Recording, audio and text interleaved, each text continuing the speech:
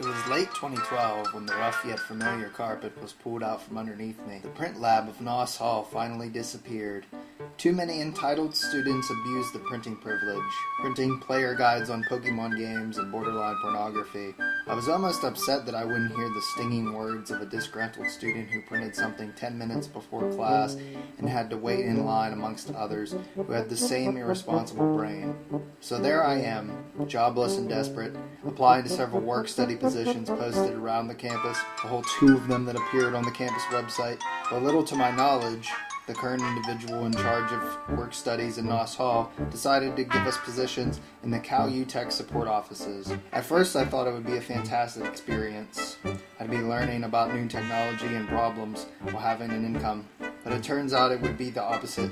The first week of each semester had me questioning how some people even made it into college, or even how they got this far in life overall. Mind-numbing questions emerged from various mouths of the daft. What's an antivirus? Can you make my USB faster? Do you have free Microsoft programs? These antagonizing questions would rattle the very walls of my skull, which then I would shudder in annoyance and disgust.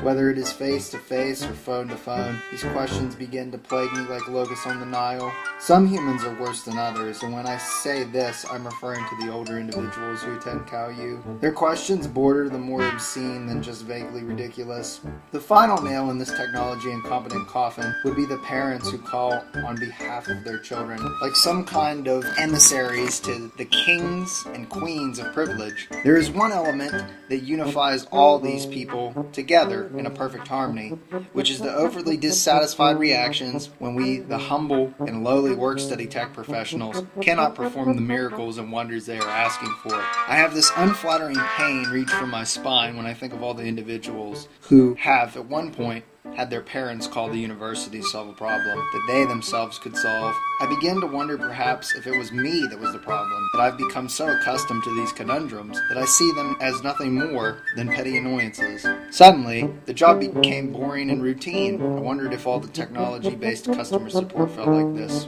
I recalled the times when I had to seek out technology-based assistance. The monotone voices of the tired worker bees on the other side of the call suddenly had rhythm to me.